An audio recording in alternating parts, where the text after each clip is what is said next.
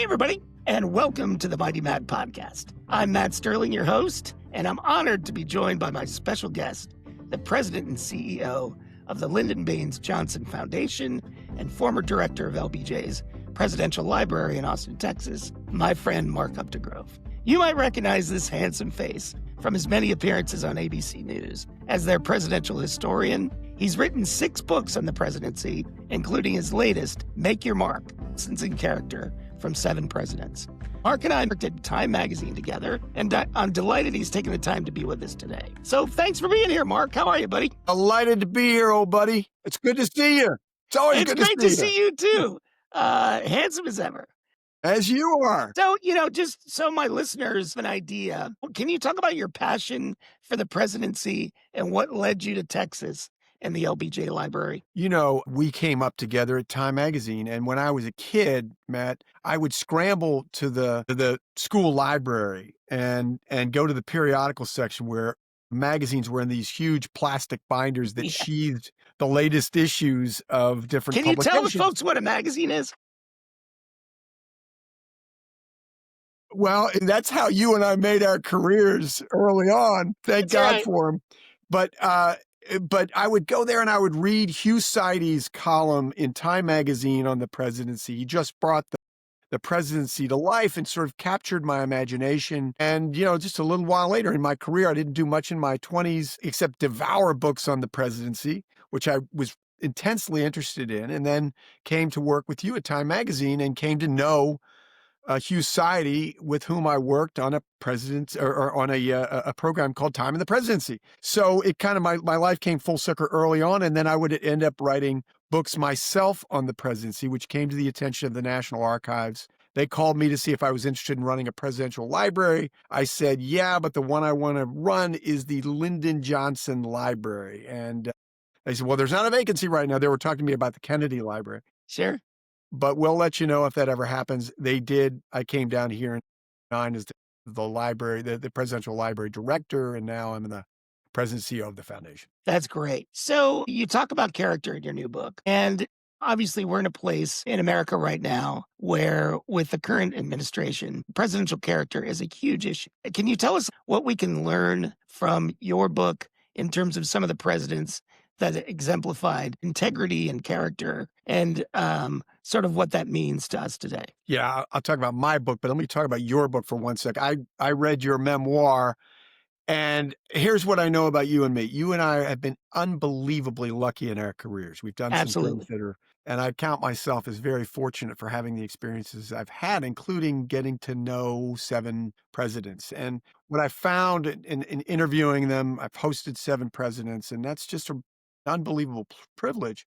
But I found that presidents that I've known have legacies that are underscored by certain character traits that really define their leadership in a lot of ways. And I think by and large in American history, we've had the great good fortune of having in place at the right person at the right time who I think passed the most important criteria for our presidents. They loved our country. They put its interests above their own, and they did their best. But leadership, as you and I know from being in the corporate world for so long, looks different, right? One leader looks very different from another leader. We have to play to our strengths, but your leadership might look very different from mine.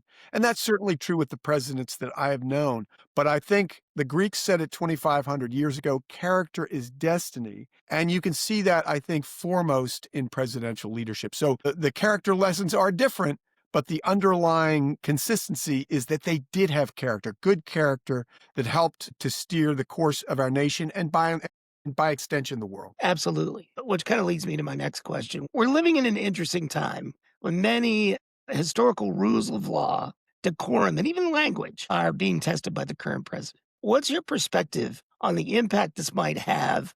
Matt, I think this is nothing less than an existential threat to our democracy. I mean, that sounds like it's hyperbole. It's not. If you look at the democratic bounds that this president is testing, how can you come to any other conclusions? And you don't have to go beyond January 6th to know that this president will do anything to retain presidential power, including, desecration of the most sacred symbol of our democracy, the capital of the United States. So again, that sounds hyperbolic, but it's fundamentally true. And I just talked about that criteria, loving our country, putting its interests above our own, and doing one's best. I don't think this president meets any of those criterion. This is a person who's, I think, temperamentally incapable of putting anything above himself. And that's a problem. When you feel the weight of the presidency and you're not able to see anything but an opportunity for self-aggrandizement and self-enrichment. So I think that's problematic. But we saw on Tuesday night, we're doing this podcast in early November. We just saw the off-year elections, and we saw the American people are starting to take note of what's happening. I think particularly around economic discontent. Yeah, absolutely. And I'm very anxious to see how Mamdani does in New York, because it's only now people are waking up to the fact that democracy is for the people, and the people can change things if you allow them to. And, if you bring somebody that is a change agent into a leadership position, you can start to provide healthcare and education and all those things to people in need. If you look at the results, it was across the board. It was a referendum on the Trump presidency and a Absolutely. repudiation. You've got double-digit gubernatorial victories in both Virginia and New Jersey. In your state, you had Proposition 50, which 50. won overwhelmingly, and then you have 50% plus for Mamdani, who is peddling this message of affordability, right? That's what it's about. James Carville said it, 33 years ago. It's the economy, stupid, and what applied 3 decades ago still applies today. That's right. I'm glad you quoted the Raging Cajun. That's a good one. Exactly. Well, who wouldn't? Yeah, exactly. Why not? I'm going to shave my head. One of the reasons I wanted to have you on the podcast, obviously, to get your perspective on these things, but you were kind enough to introduce me to Lex Frieden. And fans of the podcast, I did a 2-episode arc with Lex because his story was so compelling. And at the core of it was independent living and civil rights for the disabled, which was the next step in what, LBJ had lined out for the country in terms of the Civil Rights Act. And the ADA getting passed sort of provided all these new opportunities for the disabled. But I wanted to get your read on the temperature of civil rights in this current time. Deep concern, Matt, just as is for democracy, I'm deeply concerned about civil rights in this country being stripped away. If you look at the legacy of Lyndon Johnson, going back to LBJ, which is my day job to a large extent, Lyndon Johnson essentially puts into place the foundation for modern America, and that includes civil rights and voting rights, Medicare, Medicaid, federal aid to education, including Head Start, Job Corps, Vista, immigration reform, the most massive immigration reform in the history of our country. And again, while I think that progressive movement in the 1960s builds this foundation for modern America, that's exactly what's being stripped away right now.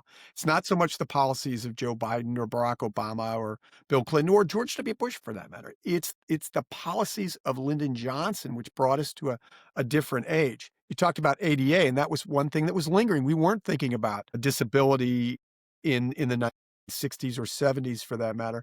But Lex Frieden, who you just mentioned, I heard those podcasts; they were great. He is the Martin Luther King of the disability movement. Absolutely. And there are huge strides. So all those things are being stripped away right now.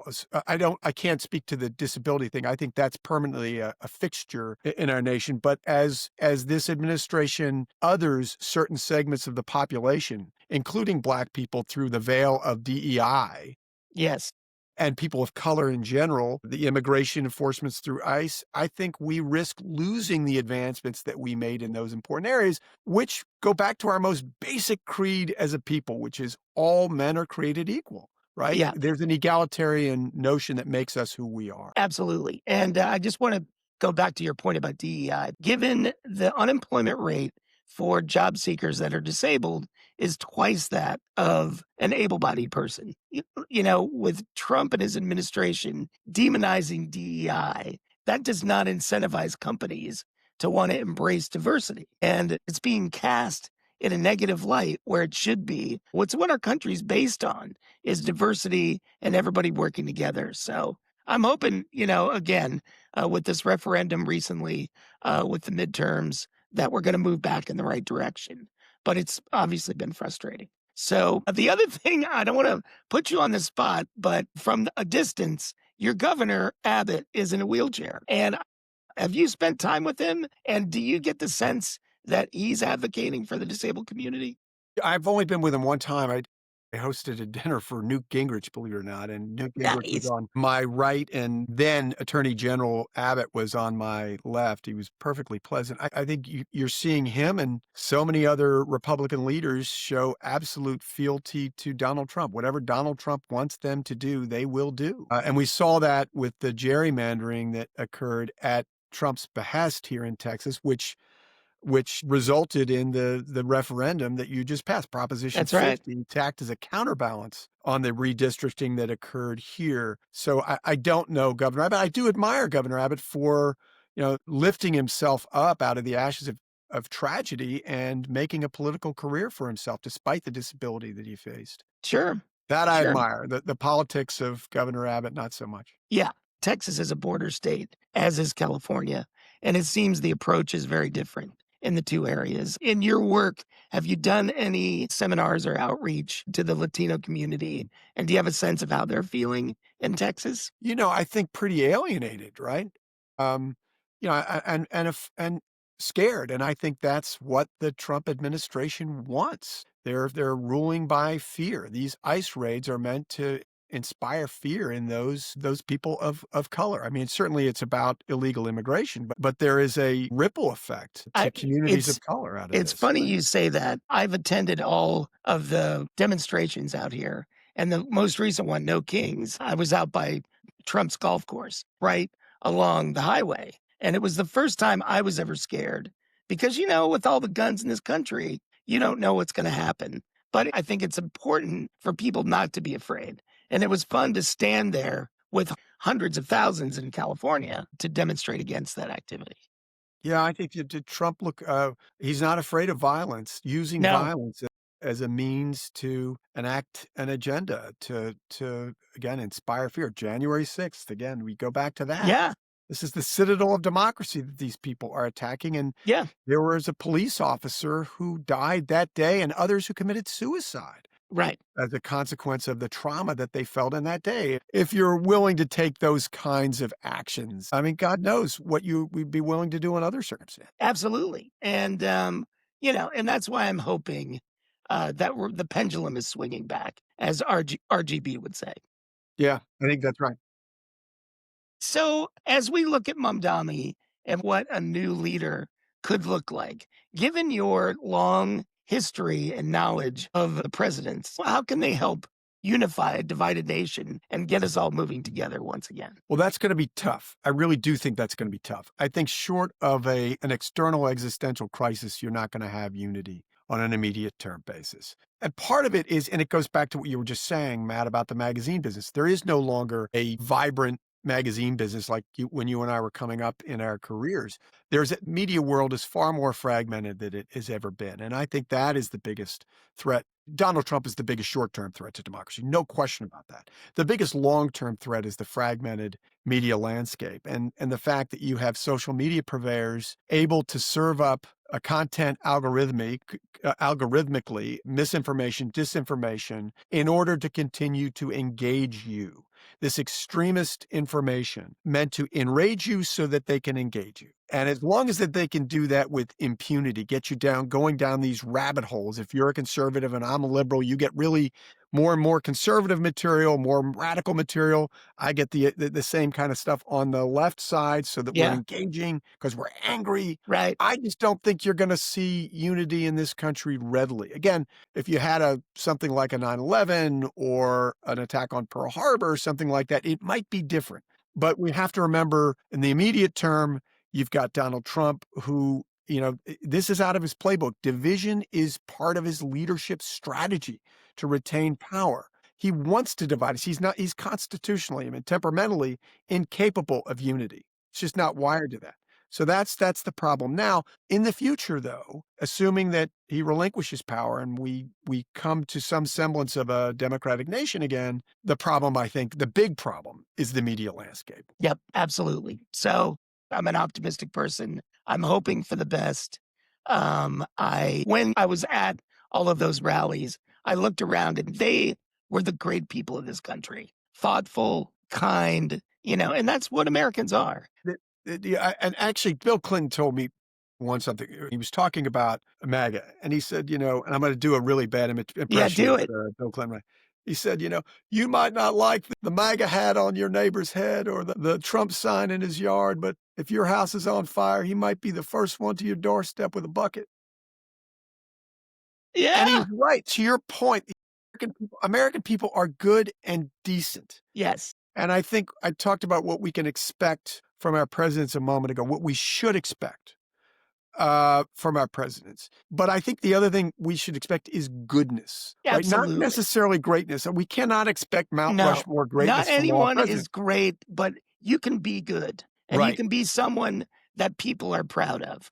And That's but I think, reflecting the goodness of the American people, because to your point, Americans are basically decent people who absolutely. are proponents of fairness and equality and the things that make us who we are as a nation. So we should have faith in our country and hope that we can get back on track. But it's going to necessitate somebody, a leader who can help to summon our better angels. There are fragments of the population, parts of the population you're never going to get in line with certainly a Democratic leader or a Republican leader for that matter.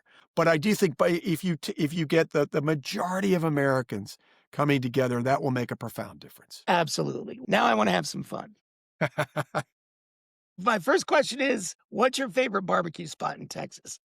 I'm going to defer to my wife, who is a native Texan and for years was the publisher of Texas Monthly magazine. She would say it's Franklin's Barbecue. Aaron Franklin is a barbecue master. Yep. And people who really know barbecue, and that's not this kid from Philadelphia or that kid from Florida. But I think people who really know barbecue would say Aaron Franklin sort of revolutionized Texas barbecue, and he's the guy. I love it. That's a great answer. I was at a bachelor party in Austin, and we ate barbecue for a whole weekend. Even went out to Salt Lake, and Franklin's was unbelievable. So wait a minute. You were in Austin, Texas, and you didn't call your pal Mark Updegrove. Is that what I'm hearing here? That was before you were there, I think. All right. I accept that. Good. And then I usually close every episode with this question, which is, I think, very illuminating. If you were cloned and I had two Mark Updegroves sitting in front of me, what question would I ask to determine the real Mark Updegrove? That's easy. That's very easy. How do you greet your old friend, Matt Sterling? And I think you know the answer to that. And let's do it on three. 1, 2, 3. Extraordinarily handsome. That is fantastic. Oh, Mark, you're the best. Listen, you are a wonderful guy, so thoughtful and been such a good friend over the years. And your essence of fairness, of top quality character, you are in the perfect position because you're able to take LBJ's legacy and extend it to a new generation. So I'm so delighted to have you. I appreciate your time, and I will look forward to the next time I see you. It's good to be with you, old pal. Thank Thanks you for so having much.